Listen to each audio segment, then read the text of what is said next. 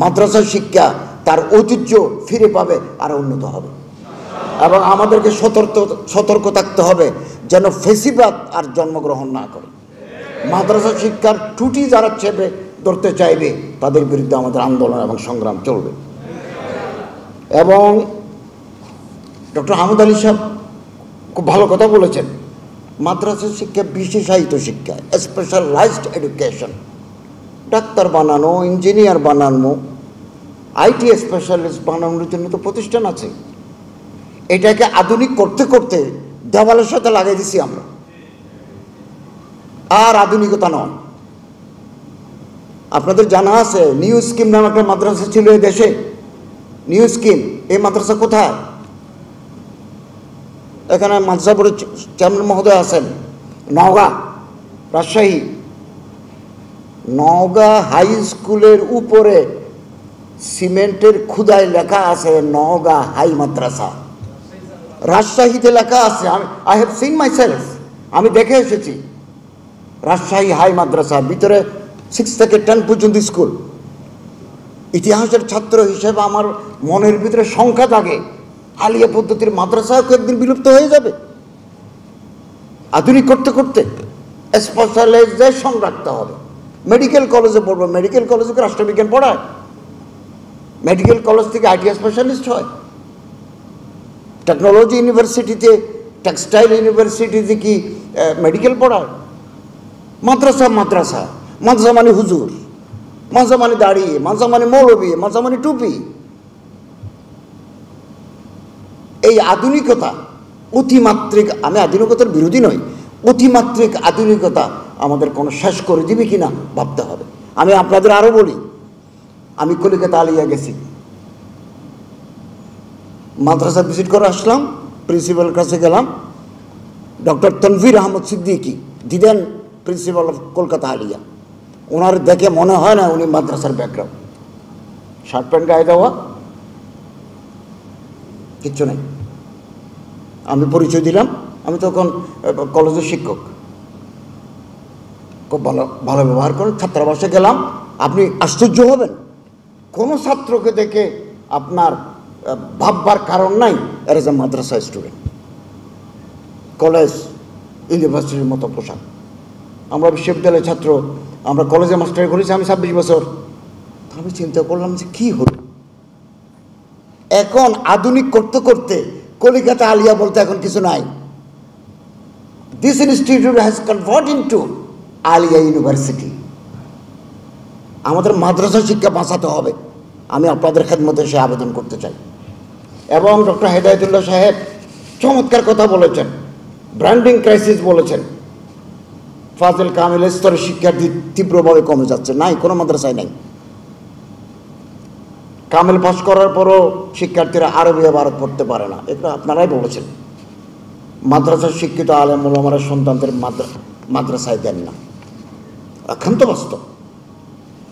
অতএব আমরা ভাবি এইরকম সেমিনার, আজকের এই সেমিনারটা অত্যন্ত গুরুত্বপূর্ণ।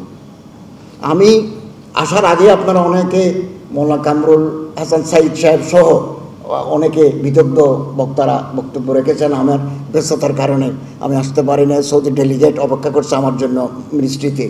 আমি ডক্টর কালাম বশর সাহেবের সুন্দর বক্তব্য, ডক্টর শামসুল আলম সাহেবের বক্তব্য, ডক্টর ওলিউল্লাহ সাহেবের, শিবির সভাপতির বক্তব্য, প্রফেসর মিয়ানুর হক সাহেবের, ডক্টর আহমদ আলী সাহেবের বক্তব্য অত্যন্ত অভিনিবেশ সহকারে শুনেছি। আপনাদের অন্তরের ব্যথার সাথে আমার অন্তরের ব্যথা 100 ভাগ মিলে গেছে। আমরা এই মাদ্রাসা শিক্ষাকে বাঁচাতে চাই। এবং এক জামানায় ছিল মাদ্রাসার ছাত্র যদি বিসিএসের ভিতরে কোথাও দাখিল আলেম থাকে তারা আর প্রমোশন দেয় না। আমরা একসাথে মাদ্রাসায় পড়ছি, আমার জুনিয়র, ওনাকে জয়েন্ট সেক্রেটারি থেকে বিদায় করে দিয়েছি কেবল মাদ্রাসার থাকার কারণে। পরে আমরা এই গভর্নমেন্ট এসে ওনারে এডিশনাল সেক্রেটারি করে দিয়েছি। এখন আমার মন্ত্রণালয় আজকে একজন এডিশনাল সেক্রেটারি আমি বিদায় দিয়ে আসছি, ওনার আজকে চাকরি শেষ। জনপ্রশাসন মন্ত্রণালয়ে আমরা লিখেছি আমাদের এডিশনাল সেক্রেটারি দরকার। তিনি বলেন আপনার কোনো লোক থাকলে বলেন না, আমার তো লোক নাই। বিগত 15-18 বছর এই সমস্ত মাদ্রাসার ব্যাকগ্রাউন্ডটা তো ঢুকতে পারে নাই। বিরাট ভ্যাকুয়াম, বিরাট গ্যাপ তৈরি হয়ে গেছে। ইনশাআল্লাহ মন খারাপ করে কোনো কারণ নাই।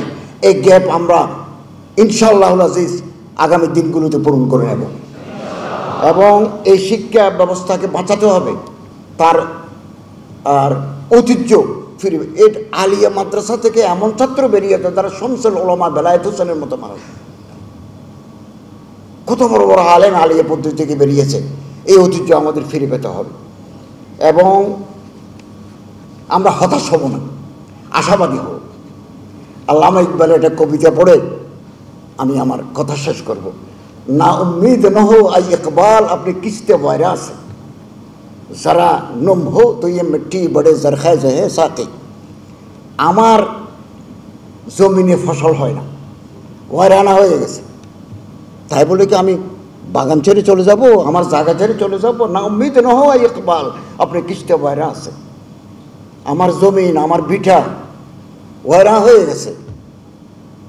যারা নুম হতো ইয়ে মাটি বড়ে জরখায় জহে সাকি, একটু পানি দিতে পারলেই নতুন ফসল হবে, নতুন ফুল ফুটবে, ফলে ফুলে সমৃদ্ধ হবে। আসুন না আমরা সবাই মিলে এই আমাদের কিস্তে ময়রাকে আমরা একটা সরসব্জ সাদাব বাগানে পরিণত করি। আপনারা বলেছেন শিক্ষা ব্যবস্থাটা আসলে আমার মন্ত্রণালয়ের অধীনে নয়, এটা শিক্ষা মন্ত্রণালয়ের অধীনে। এই ইবতেদায়ী মাদ্রাসার জন্য আমি 4টা আর্টিকেল লিখেছি। আপনারা জানেন 2019 সাল থেকে দৈনিক নয়া দিগন্তে আমি মাসে 4টা করে পোস্ট এডিটোরিয়াল লিখতাম, মাদ্রাসা এডুকেশন নিয়েও লিখেছি ওখানে। তারপরেও আপনারা যখনই ডাকবেন আমি ইনশাআল্লাহ আজিজ এই আলিয়া মাদ্রাসার ইবতেদায়ী মাদ্রাসার উন্নয়নের জন্য আমার পক্ষে যতটুকু করা সম্ভব ইনশাআল্লাহ আজিজ আমি সে দায়িত্ব পালন করব। এবং মাদ্রাসা কারিগরি বিভাগের যিনি সচিব আছেন ফখরুল সাহেব, না খবর, ওনার সাথে উনি সচিব হওয়ার আগেও আমার সাথে পরিচয়, উনি অনেক মেহনত করেছেন এই শিক্ষা ব্যবস্থা নিয়ে। একেবারে একটা মতবাদিল একটা শিক্ষা কাঠামো উনি দাঁড় করেছেন, ওনার সাথেও আমার যোগাযোগ আছে। আমরা চেষ্টা করব, আন্তরিকভাবে চেষ্টা করব, যেখানে আমাদের করা দরকার সেই ব্যবস্থা আমরা করব। আপনাদের সহযোগিতা চাই, হতাশ হবেন না, না উম্মিদ হবেন না। ইনশাআল্লাহ আজিজ আলিয়া পদ্ধতির মাদ্রাসা ইতিহাসে made a great contribution to the society and the state. আগামী দিনেও তারা এই আলিয়া পদ্ধতির মাদ্রাসার ছাত্ররা উল্লেখযোগ্য অবদান রাখবে। বিশেষ করে তামিরুল মিল্লাত মাদ্রাসা খুব সোনালি অবদান রেখে চলেছেন। তাদের পঠন পাঠন, তাদের ওয়াজা কথা অত্যন্ত চমৎকার। আমি যাব, আমি দেখতে যাব। আমি ডক্টর খলিল রহমান মাদানীকে বলছি যে আমি সুযোগ করে একবার তামিল মিলাদ মাদ্রাসা ঘুরে আসবো। আমি আলা হাদিসের মাদ্রাসায়ও গেছি, বেরলভিদের মাদ্রাসায়ও গেছি, কওমি মাদ্রাসাতে আমি বহুদিন পরে পটিয়া মাদ্রাসায় গেছি। আমি সব জায়গায় যাব, আপনাদের সহযোগিতা চাই। আমরা যতদিন দায়িত্বে আছি ইসলাম মুসলমান দ্বীনের খেদমতে আমরা নিয়োজিত থাকবো। আল্লাহ তাআলা তৌফিক দান করুন, আমিন। ও আখিরু দাওয়ানা আলহামদুলিল্লাহি রাব্বিল আলামিন।